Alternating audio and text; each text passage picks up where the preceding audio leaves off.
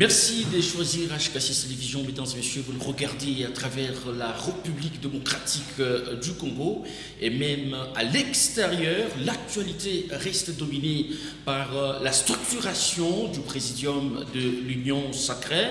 L'effectif est passé de 6 à 40. Quelle analyse faire de cette restructuration au sein de cette famille politique du chef de l'État? Nous avons le plaisir, pour en parler, de recevoir sur ce plateau Maître Mohamed Yenga. Il est président fédéral du parti Envol dans le Haut-Katanga, à qui nous disons bonsoir et bienvenue.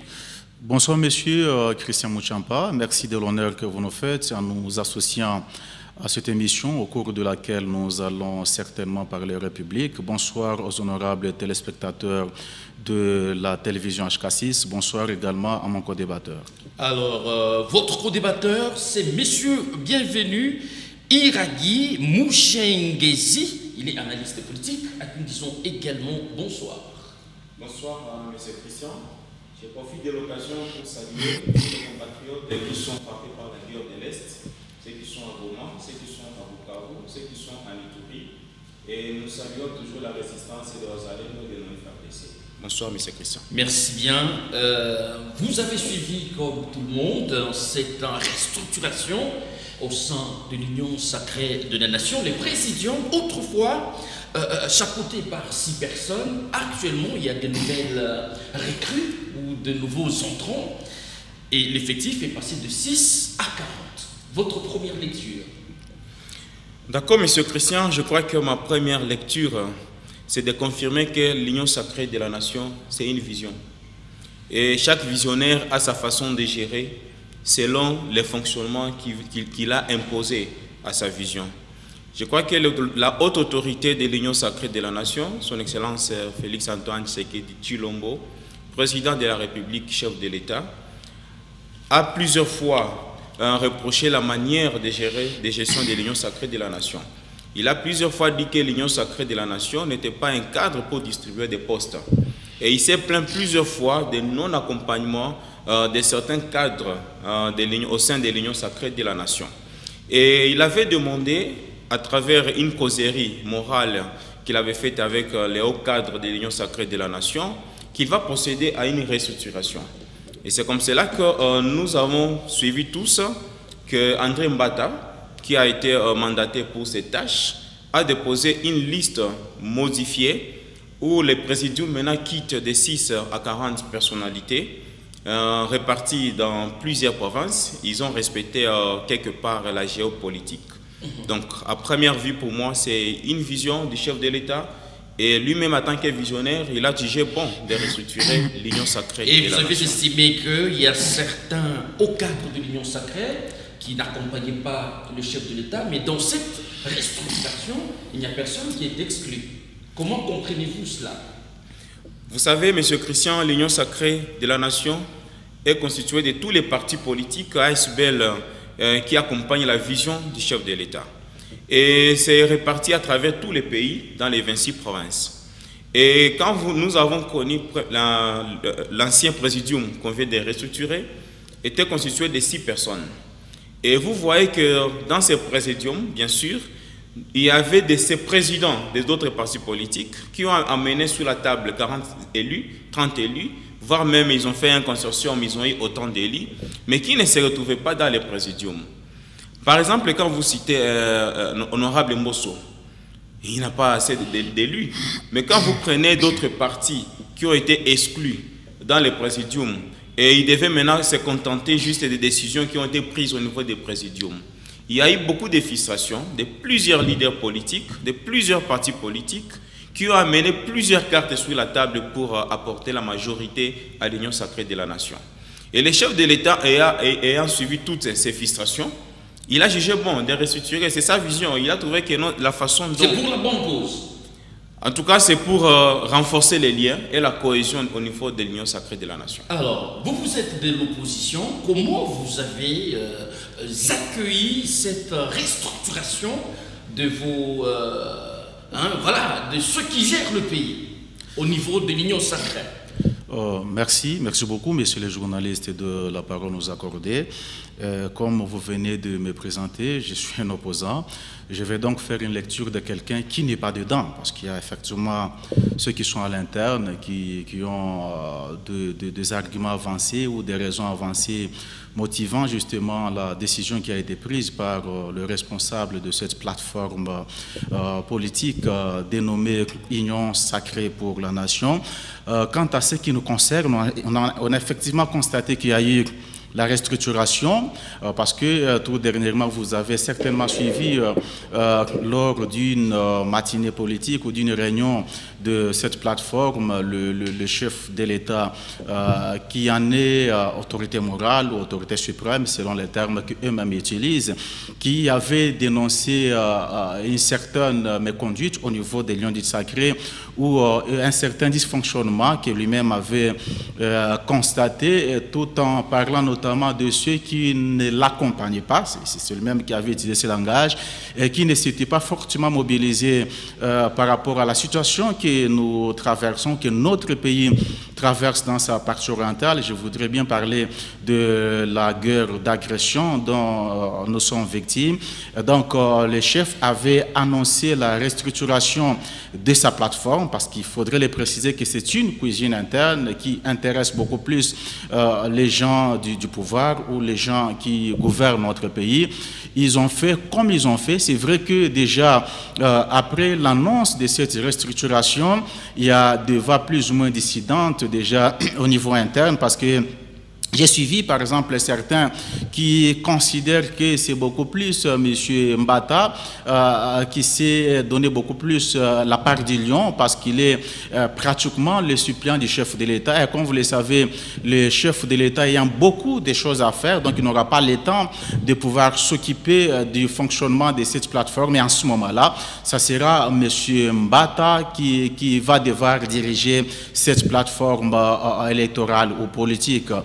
Ceux qui sont contre cette restructuration opinent que M. Mbata, n'étant pas le président d'un parti politique quelconque, il se permet de s'arroger, si vous voulez, un pouvoir qui dépasse même celui de son chef ou du chef de son parti, qui n'est rien d'autre que M. Kabouya. Donc, grosso modo, comme je viens de le dire, c'est étant une question qui intéresse une plateforme politique adverse, qui n'est pas la nôtre. Donc, nous analysons cette question tout en étant à l'externe. Alors, ici, l'Union sacrée consolide ses forces, ce qui ne s'observe pas du côté opposition. Je ne sais pas ce que vous appelez. Pas tellement. Je ne sais pas ce que vous appelez consolider ses forces, parce que, à ma connaissance, il s'agit de partis qui ont toujours été dans l'Union sacrée.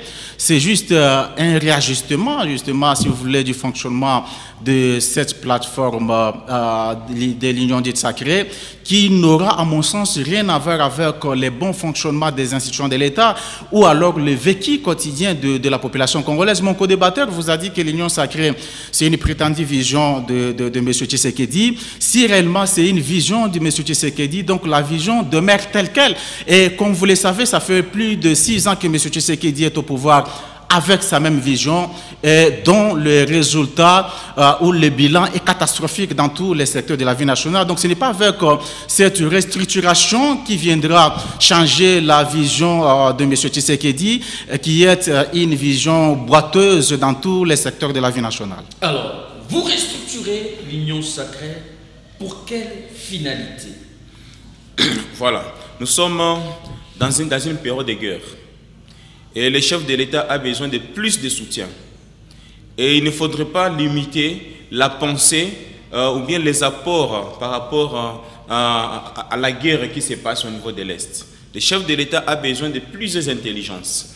Et si le présidium, selon le chef de l'État, était limité, il était maintenant opportun d'élargir le cadre de pensée, le cadre des stratégies, parce que chacun pourrait apporter un plus quand ils sont à 40, contrairement à quand ils sont à 6. Et les chefs de l'État, quand il a restructuré, ils ont vraiment un mandat spécifique. Au-delà de la gestion politique du pays, ils doivent apporter leur conjugaison pour mettre fin à la guerre de l'Est. Ah bon? Vous voyez aujourd'hui ça, le défi qu'attend pratiquement ces nouveaux présidents. Vous savez, M. Christian, nous avons connu la majorité présidentielle dans les temps, MP, AMP. Il a toujours été dirigé aussi par des personnalités qui n'étaient pas les chefs des partis politiques. Dans les temps, nous avons connu, nous à l'AFDC d'ailleurs, nous avions délégué dans les temps Kokonyang que vous avez suivi, il a été vice-président de l'AMP. Mais pendant ce temps, il y a une autre autorité morale, le professeur Modeste Bati Lukwebo, qui continuait à siéger comme membre au niveau de la plateforme AMP et MP. Mais d'autre part, au niveau de la gestion quotidienne de la famille politique sous Kabila, c'était géré par des délégués. Les chefs de l'État faisaient confiance aux forces politiques.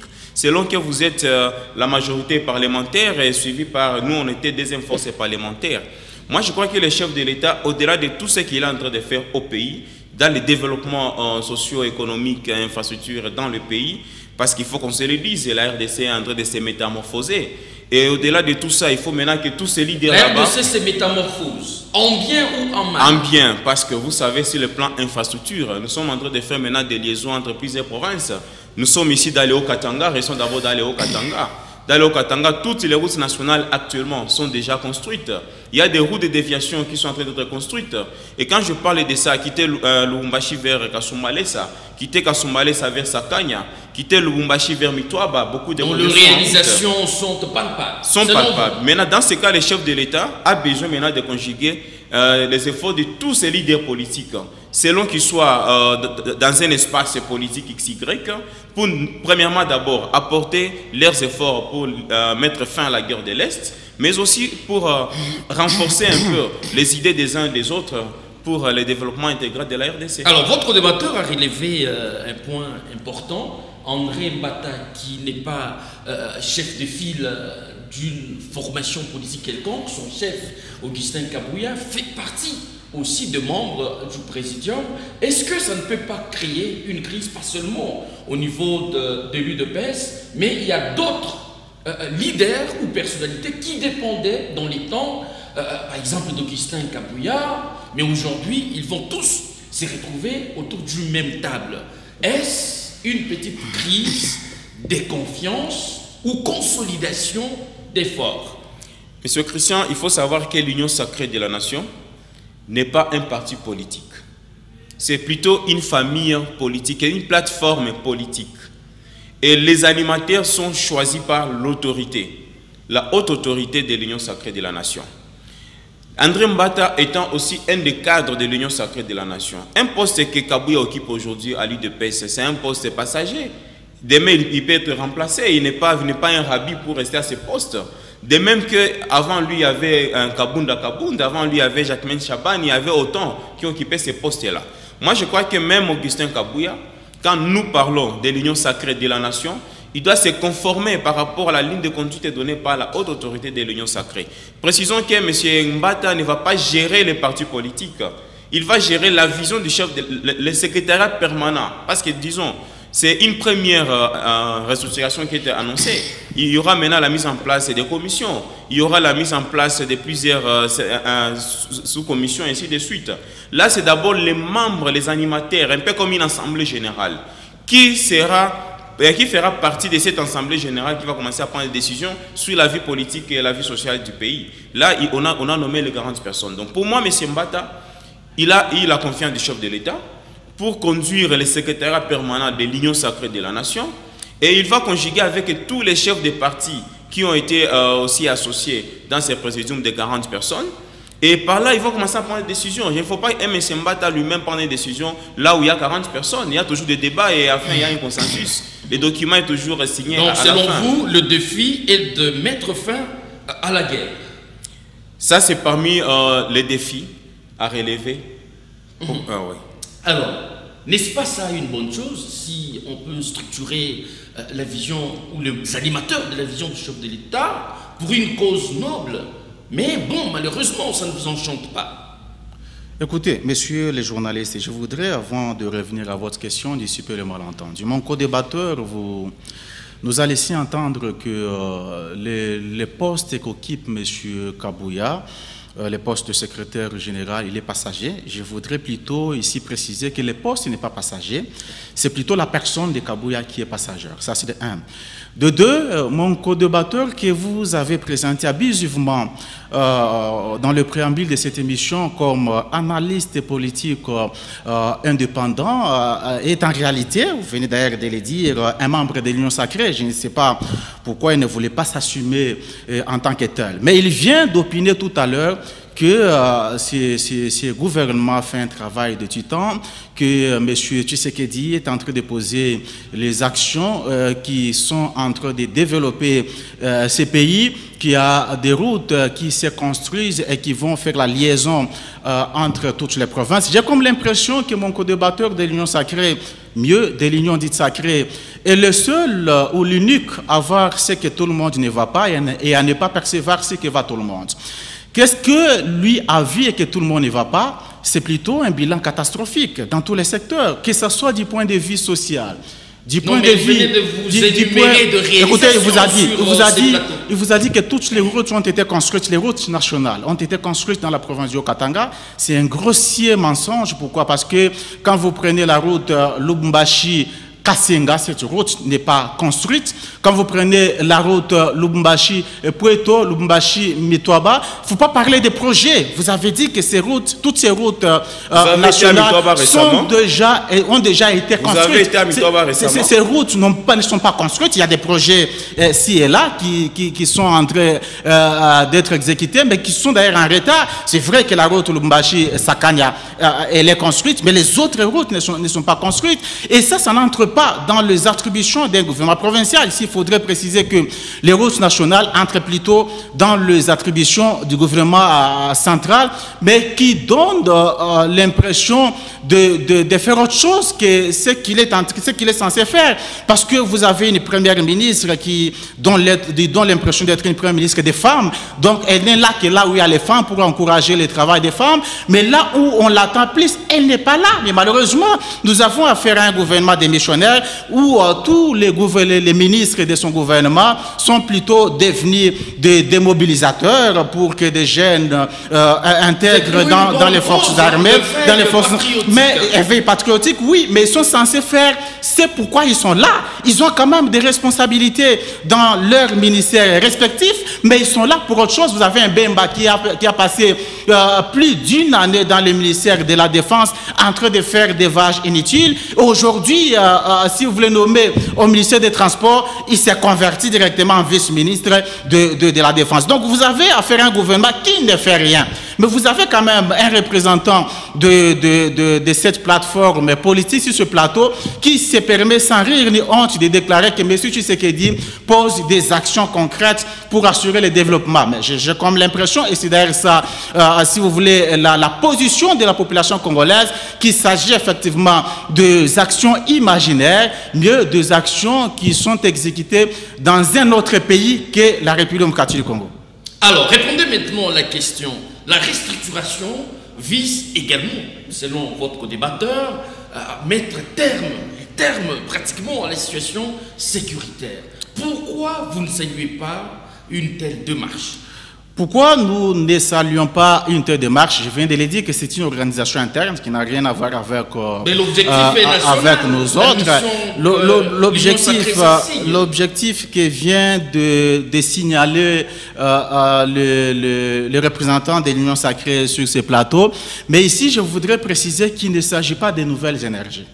Parce que même dans l'ancien format du présidium, il y avait certains présidiums composés de 6 personnes, mais il y avait ce que même appelé la conférence des présidents des partis politiques. Et donc, ces présidiums s'est réinitié avec tous ces présidents des partis politiques pour traiter certaines questions. Donc, ce ne sont pas de nouvelles énergies auxquelles le chef de l'État ou sa plateforme a fait recours pour essayer de l'aider justement dans la mise en place de la nouvelle politique. Donc, c'est des gens qui ont toujours été dans l'Union sacrée, des gens qui ont toujours été avec les chefs de l'État ainsi que d'autres alliés et qui ont toujours certainement donné des idées, sauf s'ils veulent confirmer ici sur ce plateau une certaine opinion qui soutient que tous ces gens ne sont là que pour des postes. Dans ces cas-là, on va comprendre. Mais si réellement, déjà dans la genèse de l'Union sacrée, ces gens avaient adhéré pour mettre en place des énergies et aider leur autorité suprême ou leur haute autorité à mettre en place la prétendue vision pour l'intérêt général, je suppose qu'ils avaient déjà mis en place toutes ces énergies. Et si réellement ils avaient mis en place toutes ces énergies, on comprend qu'ils n'ont pas d'énergie parce que les énergies mises en place n'ont pas donné les résultats escomptés. Vous n'avez qu'à voir les bilans de M. Tshisekedi et de son régime dans tous les secteurs. Quand M. Tshisekedi arrive au pouvoir, il trouve quand même l'entièreté de ces pays dirigés par les institutions légitimes. Même quand M. Sama Lukonde accède au pouvoir, dans les piliers constituant son programme qu'il avait présenté à l'Assemblée nationale, il y avait notamment la pacification de la partie orientale de notre pays. Et Mme Souminoua est revenu sur la dite pacification, mais vous allez vous rendre compte que bien que toutes ces énergies étaient réunies au niveau de l'Union dite sacrée, ils ont été dans l'incapacité la plus totale de pouvoir pacifier la partie orientale, et bien qu'eux-mêmes avaient, si vous voulez, mis en place les gouvernements, dans cette partie, les gouvernements militaires ou les gouvernements sous l'état de siège, c'est quand même sous l'état de siège que toutes ces parties sont en train d'être récupérées et dirigées par les Rwandais. Alors, Monsieur bienvenue, des 6 à 40, qu'est-ce qui change concrètement? Est-ce une façon simplement de faire voir à ceux qui étaient distants que voilà, le chef vous porte dans son cœur et surtout que les Congolais attendent la sortie d'un gouvernement de cohésion nationale? Est-ce une façon de préparer les uns et les autres à une surprise, même bon, qu'ils sachent quand même que le chef le porte dans leur cœur? Monsieur Christian, merci beaucoup. Peut-être avant de répondre à votre question, je voulais certifier quelque chose. J'ai été présenté comme analyste politique, mais pas analyste indépendant. Et j'ai bien précisé que je suis de l'Union sacrée de la nation. Je suis membre, je suis cadre de l'AFDC, Alliance des forces démocratiques du Congo, du professeur Modeste Batu Lukwebo. Et moi, quand je suis venu ici, je ne suis pas mandaté par l'Union sacrée, je ne suis pas porte-parole de l'Union sacrée. Je suis membre de l'Union sacrée et je défends les décisions que la haute autorité de l'Union sacrée a prises. Vous savez, M. Christian, moi j'aimerais qu'on soit un peu pratique. Il ne faudrait pas seulement critiquer pour critiquer. Il ne faut pas être opposant pour une opposition qui n'est pas républicaine. Nous pouvons quand même citer plusieurs avancées qui ont été faites. On n'a jamais connu les 145 territoires. C'est sous le régime de Félix Antoine Tshisekedi que ces 145 territoires est en train de prendre une ampleur vraiment significative à travers le pays. Nous avons sillonné les pays ici et là. Nous avons découvert des écoles qui sont maintenant finies, des hôpitaux qui ont été construits, des routes à dessert agricoles qui sont construites. On n'a jamais connu ça. Et aujourd'hui, on a donné un grand pouvoir maintenant aux chefs des secteurs. Allez-y voir maintenant tous les secteurs impactés par les dépenses minières. Ils commencent maintenant aujourd'hui à métamorphoser, à développer leurs milliers respectifs. Voilà un peu ce que... Donc là, vous invitez votre débatteur. Je suis en train de donner... Une descente sur le il terrain. faut qu'il soit sur le terrain. Parce que dans les cas pratiques, nous avons été à Likasi, nous avons visité Afridex. Nous sommes en train de produire les munitions maintenant localement ici. Ça a été un arrêt pendant combien d'années. Mais aujourd'hui déjà, nous produisons nous-mêmes nos munitions et ces munitions sont envoyées au niveau des fronts. Vous allez dire qu'il n'y a pas des avancées. Il y a plusieurs avancées significatives. J'ai parlé à mon co-débatteur en plus. Nous sommes allés restons d'abord pour d'aller au Katanga pour ne pas être utopique dans d'autres provinces. Il a dit tantôt qu'il y a des chantiers, des projets. Non. Je l'invite d'aller visiter Mitwaba, qui trouve un peu beaucoup de routes qui sont en train d'être construites.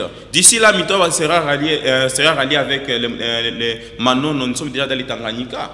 Quand nous sommes déjà au niveau de Kasenga, sûrement c'est une route qui a été construite depuis bien avant. Et je précise, ce n'est pas le gouverneur Jacques Aboula Katwe qui exécute tous les travaux à 100% sur les routes nationales. C'est une émanation du pouvoir central. Mais comme c'est lui le représentant du chef de l'État en province, il a cette obligation de supervision de tous les chantiers qui sont sur la route. C'est pourquoi il y a même un autre projet après le plus qui va continuer de Kasomeno jusqu'au niveau de Kasenga. Là, nous sommes à Kikungu, là où il y aura un pont qui va loger Kasenga vers Kashiba. Kashiba, nous sommes déjà au niveau de la Zambie. Vous avez déjà été là, vous allez continuer. Vous faites des alludés. C'est pour cette raison que je venais de vous parler de la route Lubumbashi-Kasenga. Vous avez certainement noté une confusion, mais une contradiction entre ce qu'il avait dit précédemment, parce qu'il avait parlé des routes construites, des routes nationales déjà construites, et là, il vient de vous parler des projets qui sont en pleine exécution et d'autres qui seront exécutés après le pluie. Alors, je ne suis pas en train de parler de projets. Je suis en train de parler des routes nationales. Quand vous dites après la pluie, quand nous quittons Lubumbashi jusqu'à Kasomeno, nous sommes à 150 km de la ville de Lubumbashi. Et là, c'est déjà...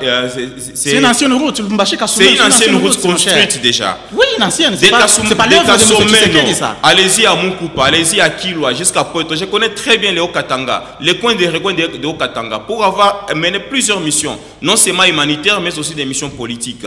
Et quand vous quittez maintenant Lubumbashi vers Kasumbalesa, de Kasumbalesa vers de Sakania, quand vous quittez Lubumbashi vers Mitwaba, nous pouvons quand même louer les efforts du chef de l'État. On n'a jamais connu, sous les régimes passés, ce que nous sommes en train de voir aujourd'hui sur le plan agricole. Sur le plan agricole aujourd'hui, nous sommes déjà en train de comptabiliser les tonnes de tonnes, les milliers de tonnes de maïs que nous sommes en train de produire ici dans le Haut-Katanga. Pour ne pas citer ça. Et jusqu'aujourd'hui, notre province de Haut-Katanga est devenue une référence qui jusqu'aujourd'hui, la farine, quand vous payez au niveau des communes, c'est toujours à 20 000 francs congolais, ça n'a jamais changé. Pour répondre maintenant à votre question, M. Christian, moi j'aimerais que mon co-débatteur puisse mener une opposition avec des preuves. Parce que tous ces ministres là-bas, ils ont travaillé. Regardez aujourd'hui du point de vue diplomatie. La RDC est devenue le projecteur de tout le monde entier aujourd'hui. La RDC maintenant est parlée dans toutes les bouches de toutes les puissances européennes, américaines et mondiales. Aujourd'hui, la RDC est revenue sur la scène. Dans la diplomatie agissante. Parce que notre VPM, Madame Thérèse, ce qu'elle est en train de faire, c'est sous instruction du chef de l'État. Aujourd'hui, maintenant, vous ne pouvez pas ouvrir un journal télévisé aujourd'hui et passer 24 heures sans parler de la RDC. Nous sommes devenus maintenant un projecteur. Alors, nous sommes en train de soutenir les efforts du chef de l'État. Et en restructurant maintenant l'Union sacrée de la nation, le présidium de 6 à 40, vous savez que ce qu'elle a dit dans le temps, le présidium s'est réunissé. C'est le présidium qui convoquait la réunion maintenant avec les autres partis. Mais tout s'est géré d'abord dans cette coordination, dans ces présidiums, où certaines décisions étaient déjà prises ou bien lignes de conduite sont montées, tout ça. Et quand les partis vont venir, ils vont trouver déjà un ordre du jour imposé, ils vont trouver ceci, cela. Et ça frustrait plusieurs partis politiques. Un parti qui a mené sur la table 30 députés, 20 députés, 50 députés, mais vous les traitez aussi comme un petit président là qui n'a qu'un seul élu. Le chef de l'État a écouté tous ces problèmes là-bas. Et il faut comprendre une chose, André Mbata, il sera secrétaire permanent. Le secrétariat permanent maintenant aura son pouvoir. Sous le présidium de 6 personnes, le secrétariat ne fonctionnait pas. Qui allait convoquer qui? Qui allait faire quoi? Maintenant, aujourd'hui, le secrétariat permanent de l'Union sacrée a maintenant le pouvoir de commencer à convoquer des réunions. À chaque fois qu'il y a une urgence ou bien il y a une instruction, il va commencer à convoquer des réunions. Et dans cette réunion maintenant, tous ces leaders géopolitiques qui ont été nommés, nous sommes déjà ici dans le Katanga, on a même notre gouverneur qui fait partie de ces présidiums. Il va commencer il y a aussi Fifi Masuka Djulwa là-bas. Ils vont commencer à monter à Kinshasa pour siéger dans ces présidiums. Et là, ils vont maintenant soumettre aussi les désirata de leurs fiefs respectifs. Donc pour moi, je trouve que le président, en élargissant ces présidiums là-bas à 40, il veut un large consensus. Est-ce qu'il y a un rapprochement entre l'élargissement du présidium de l'Union sacrée par rapport à la sortie imminente d'un gouvernement de cohésion nationale? Y a-t-il un rapprochement de fait? Pour ne pas parler du ballon d'essai, moi je suis en train de voir déjà que ce gouvernement d'union nationale va surprendre beaucoup de gens, positivement. Parce que déjà, vous voyez la restructuration, ça prend maintenant presque tous les partis. Et au-delà de tous ces partis politiques qui font leur entrée dans le présidium, il y a aussi le respect de la géopolitique. Bien qu'il y ait un espace, peut-être il y a d'autres histoires internes qu'il faudra encore proposer pour qu'il y ait encore aménagement. Mais en général, d'abord, tous les coins du pays ont été représentés. Le gouvernement de la cohésion nationale, qui devra sortir d'ici là, va tenir compte de toutes ces restructurations qui sont en train d'être faites. Parce que là, déjà, vous voyez, il y a une mission qui a été confiée à Mbata. Mbata a fini sa mission, il a déposé. L'autorité, il a vu que non, c'est bon, il a validé tout ça. Maintenant, le gouvernement de cohésion nationale va sortir. Et déjà, nous commençons à partir du présidium. Nous avons déjà connu qu'il y a déjà une grande cohésion qui a été faite à travers les présidiums à 40. Donc, le gouvernement qui va sortir va tenir compte aussi de ces configurations géopolitiques. Est-ce que c'est la même impression que vous avez, qu'il y ait rapprochement entre la restructuration au sein de l'Union sacrée et les gouvernements de cohésion nationale attendus de tous? Je voudrais qu'il me soit permis de pouvoir revenir un peu par rapport à ce que venait de dire mon co-débatteur de l'Union sacrée. Je voudrais commencer par la diplomatie. Il nous a laissé entendre que tous les yeux de grandes puissances ou des nations à travers le monde sont braqués vers la République démocratique du Congo. Ce qui n'est pas faux. Ce qui n'est pas faux. Voilà. Mais ces yeux sont braqués justement, et toutes ces chaînes qui parlent de la RDC parlent justement de l'incapacité de la RDC à pouvoir reconquérir les zones qui ont été conquises par le Rwanda et le mouvement 23 et dont la RDC est jusqu'à présent dans l'incapacité de pouvoir les reconquérir.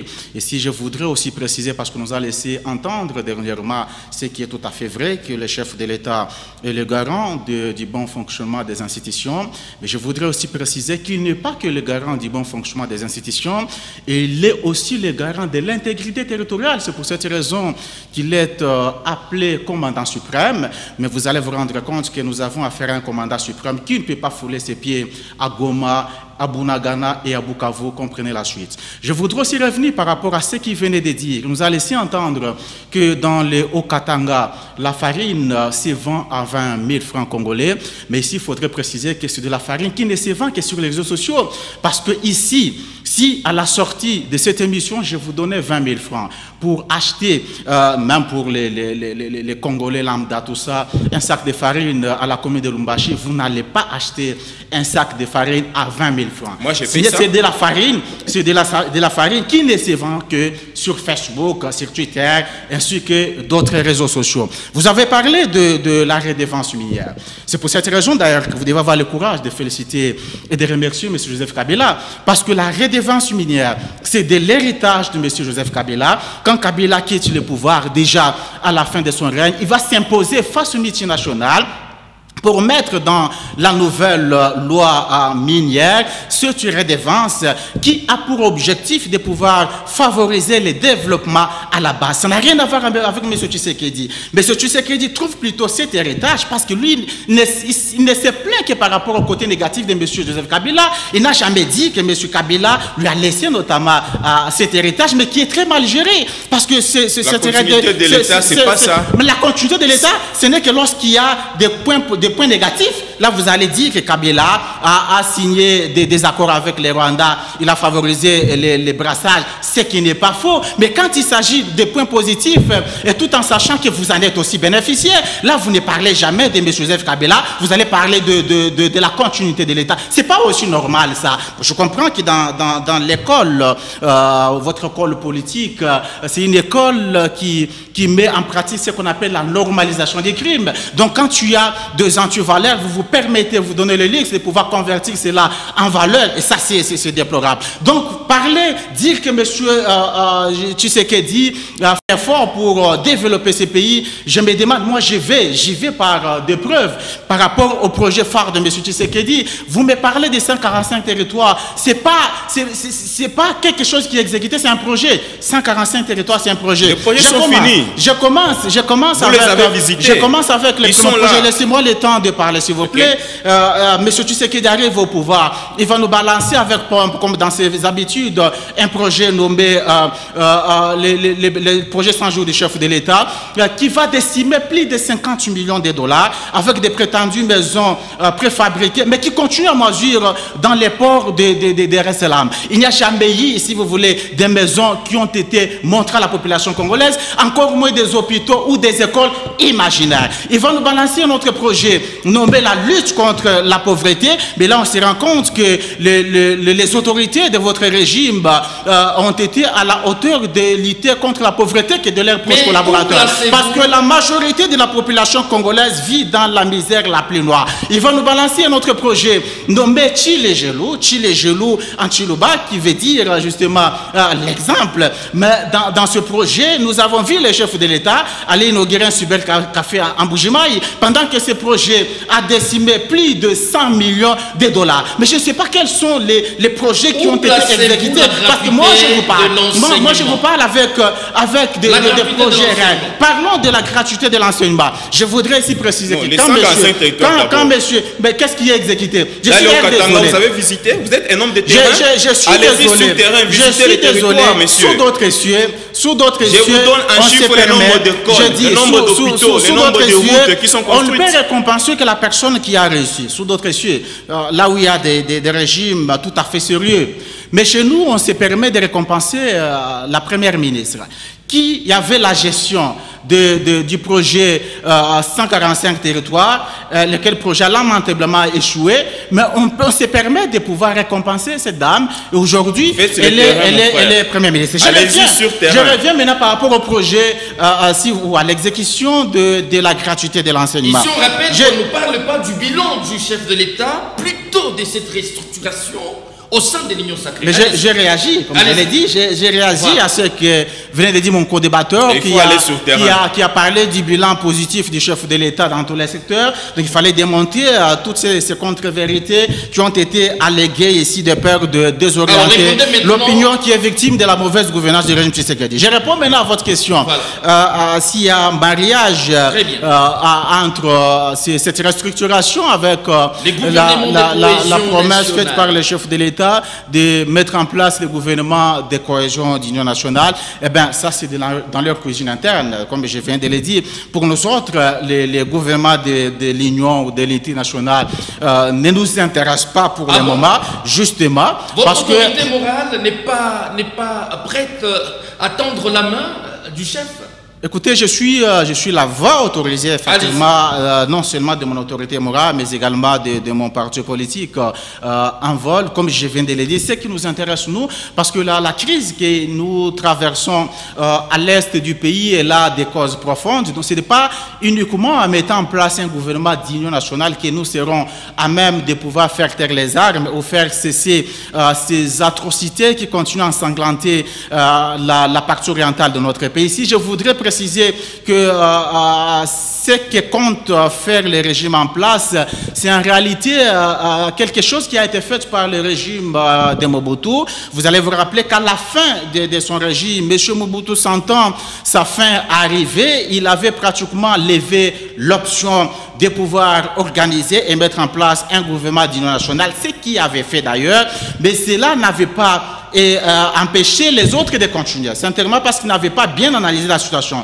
C'est pour cette raison que nous autres, nous soutenons que cette façon de faire de M. Tshisekedi ou cette promesse, c'est juste une façon de trouver une solution cosmétique aux problèmes que nous subissons à l'est du pays. Nous autres, nous souhaitons à ce que nous puissions beaucoup plus créer de l'inclusivité, chercher un large consensus de tous les acteurs clés au niveau national, qu'ils soient politiques ou sociaux. Ce n'est qu'en ce moment-là, après avoir analysé froidement la situation que nous traversons, après avoir, si vous voulez, analysé les causes profondes qui sont à la base de cette situation et éventuellement après avoir proposé des solutions, ce n'est qu'en ce moment-là on pourra parler éventuellement d'un gouvernement d'union nationale. Au lieu de le faire maintenant, ça ne sera qu'une solution aléatoire ou cosmétique à cette situation. Alors, dites-nous sincèrement, vous croyez fermement à la mise sur pied d'un gouvernement de cohésion nationale?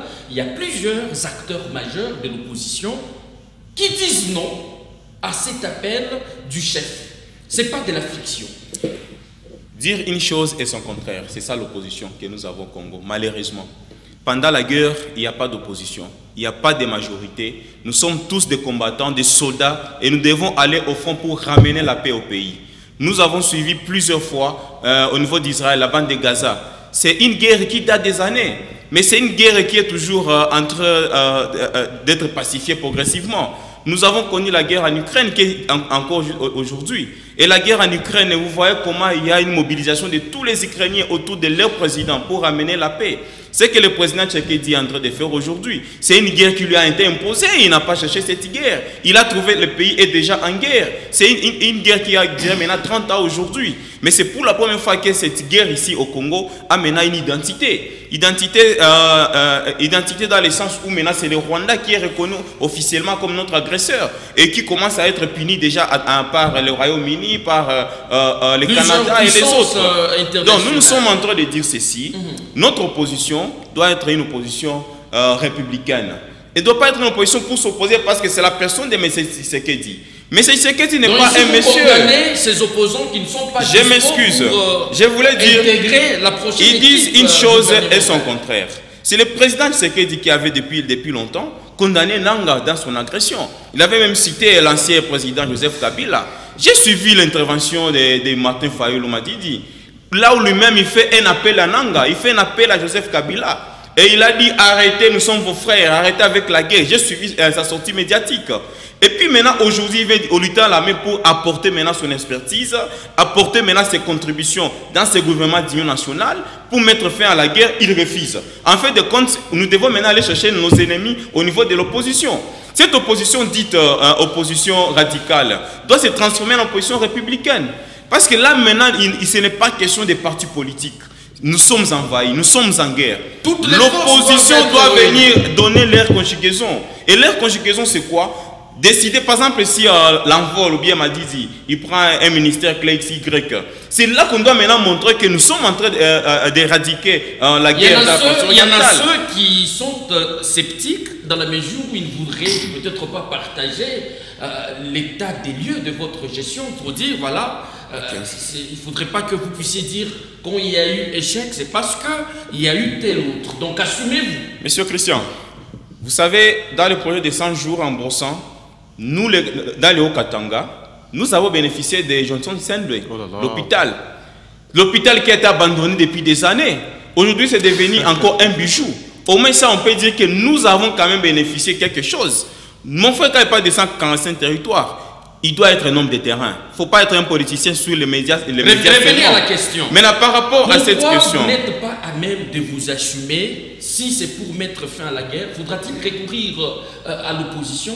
C'est quoi? Il y a certaines stratégies que vous ne savez pas détecter au sein de l'Union sacrée, d'où qu'il faille recourir à l'opposition. Vous savez, monsieur Christian, dans tous les pays du monde, quand il y a la guerre, il n'y a pas de majorité, il n'y a pas de l'opposition.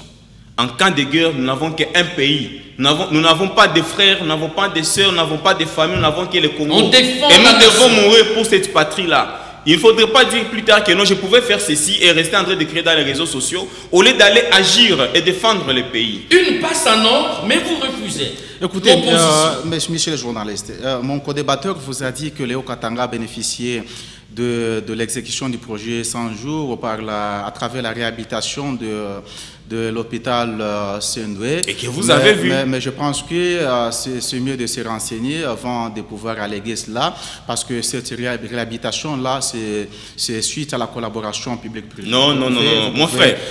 C'est juste les centres de traitement des sangs qui a été construit récemment. Mais tout l'hôpital Johnson Sendwe, c'est dans les centres. Mais il faut lire. Regardez le plan des 145, le plan des 100 jours du chef de l'État. Allez regarder.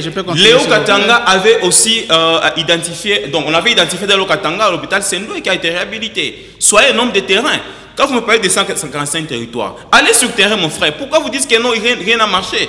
Nous avons des hôpitaux construits, des écoles construites, des routes à des agricoles. Pouvez-vous me citer, parce que j'ai la parole, sur les territoires nationaux, un seul hôpital qui a été construit dans le cadre du projet 100 jours du chef de l'État? Est-ce que nous pouvons aller avec vous à Kassenga? Non, citez d'abord avant d'y aller, citez les noms. Mon frère. Citez les noms d'un seul hôpital construit. C'est ça que je suis en train de vous dire. Un seul hôpital. Citez les noms, c'est simple. Il faut lire les cahiers de charges. Vous faites souvent lisez les cahiers de charges. Vous avez la connaissance de tout ce qui a été fait. Citez un seul nom. Les noms d'un seul hôpital construit sur base du projet ou de l'exécution du projet 100 jours du chef de l'État. Vous êtes dans l'incapacité de le faire parce que ça n'existe pas. Un seul hôpital. Dans les 100 jours, mais dans les 145 territoires. Je parle 100 jours du chef de l'État. Un seul hôpital. Mon frère. Un seul Vous hôpital. avez... Je m'excuse, hein. Je vais quand même préciser quelque chose. Non, pas oublier. Voilà. Il faut d'abord connaître... Pas, en fait. Ça n'existe pas. C'était quoi les projets? Ne veut pas amener l'existence de l'inexistence. S'il vous plaît, nous parlons des 100 jours. Je le comprends. Je le comprends. Laissez-moi continuer parce que j'ai la réponse. Non, vous n'avez pas les paroles. Vous m'avez posé une question. Alors, c'était pas une question. C'était juste un piège. C'était les noms. Voilà. Quand vous me donnez la parole, lisez bien. C'est moi qui donne. Les noms, c'est les lire. Voilà. Merci beaucoup, monsieur. Les noms de l'hôpital, c'est lisé. Protégez-moi alors comme merci. Comme vous êtes incapable de répondre à la question, moi je continue. C'est moi qui vous ai posé la question, j'ai continué. Et il m'a donné la parole. Je réponds maintenant à votre question parce que vous m'avez posé, vous n'avez pas de réponse. S'il vous plaît. C'est une question. Voilà. Laissez-moi répondre. Quand vous avez un projet, il faut lire les projets. Il faut lire quelles sont les lignes qui seront exécutées dans les projets. Le projet des 100 jours n'avait pas prévu la construction des hôpitaux. C'est 3 mois seulement. Il n'avait pas prévu ça. Mais le projet des 100 jours avait prévu la réhabilitation des hôpitaux. Là, vous contredisez Vital Kamerhe. Je ne contredis pas parce qu'il allait lire le projet des 100 jours. Ça n'avait pas identifié la construction des hôpitaux. Alors, ça n'avait pas prévu ça. Pourquoi toute cette intelligence de l'opposition semble être réticente par rapport aux vœux émis par le président de la République? Vous avez des bonnes idées pour faire avancer le pays, mais intégrer les gouvernements de cohésion nationale. Merci. Faites preuve de votre savoir-faire. Premièrement, je voudrais rectifier quelque chose. Parce que j'ai comme l'impression, je voudrais ici préciser que dans ces pays, nous avons dans notre législation nationale la loi sur l'opposition politique.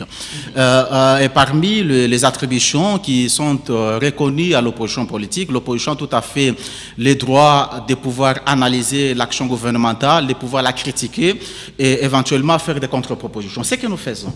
Donc à chaque fois qu'il y a une action, une décision, une action gouvernementale qui est exposée, l'opposition se permet de pouvoir analyser froidement ces projets ou cette action et éventuellement faire des critiques constructives. Ça a été le cas, notamment quand le chef de l'État avait pris une décision hasardeuse de pouvoir faire adhérer notre pays dans l'EAC, simplement parce que son ami fiable et stratégique, M. Paul Kagame, lui avait conseillé.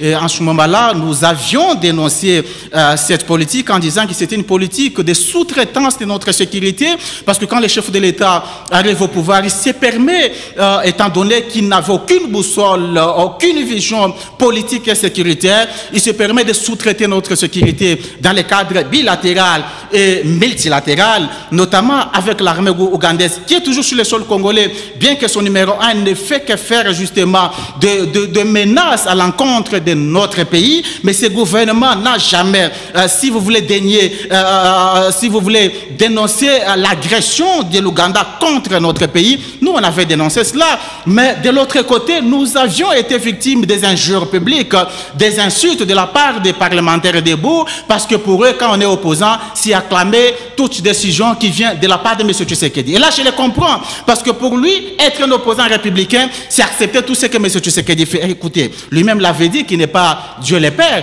et donc tout ce qu'il dit n'est pas une parole d'évangile. M. Tshisekedi peut dérailler, il peut se dérouter, il peut prendre une décision.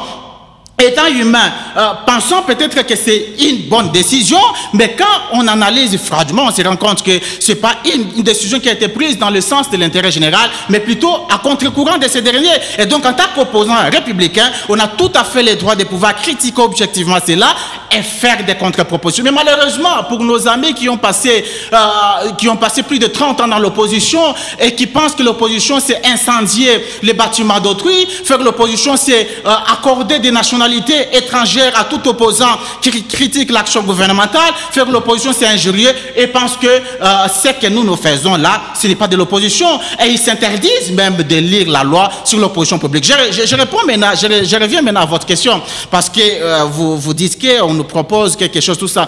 Pour nous, ce qui nous intéresse plus, ce n'est pas le partage du gâteau. Nous n'avons pas la même vision que nos amis de l'Union sacrée, parce que dans la vision de l'Union sacrée, c'est le partage du gâteau. C'est ça l'Union sacrée. C'est de demeurer au pouvoir pour les pouvoirs et non les pouvoirs pour améliorer les conditions sociales de la population congolaise. C'est pour cette raison que vous avez vu le chef de l'État, sachant très bien que son pays est agressé, sachant très bien que lui-même avait dit que les sociales de la population congolaise est pérennisante, sachant très bien qu'il a été dans l'incapacité, lui et son gouvernement, de pouvoir régler la question de l'économie nationale ou de maîtriser le cadre macroéconomique.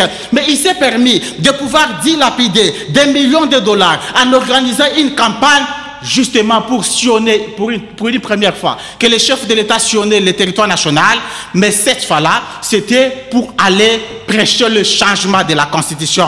Et c'est en ce moment qu'il va vous dire qui est celui-là qui va m'empêcher, moi, les garants du bon fonctionnement des institutions. Parce que pour eux, l'ultime priorité, ça n'a rien à voir avec l'intérêt de la population congolaise, ça n'a rien à voir avec la pacification de la partie orientale, ce n'est pas leur problème, ça n'a rien à voir avec les social de la population, mais c'est plutôt demeurer au pouvoir pour les pouvoirs. Ce qui n'est pas le cas pour nous. Nous ne sommes pas là pour adhérer dans un gouvernement juste pour occuper des postes de responsabilité tout en n'étant pas en mesure ou tout en ne sachant pas qu'on sera en mesure, dans un cadre pareil, de pouvoir améliorer la situation de la population congolaise. C'est pour cette raison que nous préférons qu'avant, s'il y aura un gouvernement d'union nationale, mais que nous puissions d'abord commencer par ce qui est important, ce qui est prioritaire. Qu'est-ce qui est prioritaire pour nous? C'est résoudre définitivement la question de l'Est de la République démocratique du Congo. Ils vous disent que même ne veulent pas les négociations.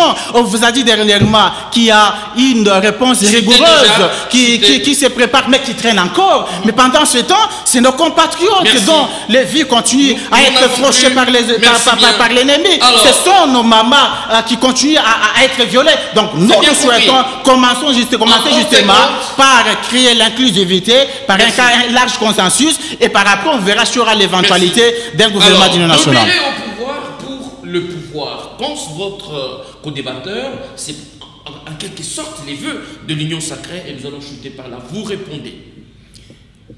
Vous vous résumez en même temps. Je voulais dire une chose. Quand nous sommes en politique, c'est pour aller chercher le pouvoir et le conserver le plus longtemps que possible. Pas le pouvoir pour le pouvoir, maintenant, malheureusement. quand nous sommes pas en état de guerre, nous avons besoin de la cohésion nationale. Je me pose une question. Où se cache l'ennemi du pays?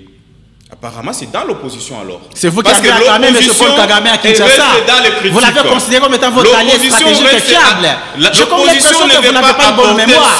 Qui a présenté Kagame comme étant l'allié stratégique et fiable? Lui, les génocidaires des Congolais. Mais c'est vous! C'est vous qui avez accueilli à Kinshasa, au stade des martyrs, un héros national, plus que Lumumba et Tshisekedi. Je crois que nous sommes dans un débat. Nous sommes dans un débat, mais il ne faudrait pas que vous puissiez désorienter l'opinion. Et c'est là que moi je voulais dire ceci, M. Christian. East Africa Community, c'est un point très possible pour la RDC. D'ailleurs, les Congolais qui partent en Tanzanie aujourd'hui, les commerçants qui partent en Tanzanie aujourd'hui, monsieur, ne payent plus les visas. Vous n'êtes pas au courant que cette part au Kenya ne paye pas les visas. Et nous sommes en train de conclure en disant ceci. L'ennemi du Congo se cache dans l'opposition. L'opposition ne veut pas apporter son expertise pour mettre fin à la guerre, mais veut nous laisser nous-mêmes conclure. Et nous, au niveau de l'Union sacrée, nous allons mettre fin à cette guerre, nous au niveau de l'Union sacrée de la nation. Espérons que vous en avez les énergies nécessaires. Merci d'avoir répondu à notre invitation. Merci beaucoup, M. Christian. Mohamed Yenga, président fédéral en vol au Katanga, merci d'avoir répondu. À moi de vous remercier, monsieur le journaliste. Merci également à cette population qui est malheureusement victime de la mauvaise gouvernance du régime Tshisekedi. Merci à vous qui nous avez suivis à travers le monde. Nous vous retrouvons très prochainement avec la même détermination. D'ici là, portez-vous bien et à très vite.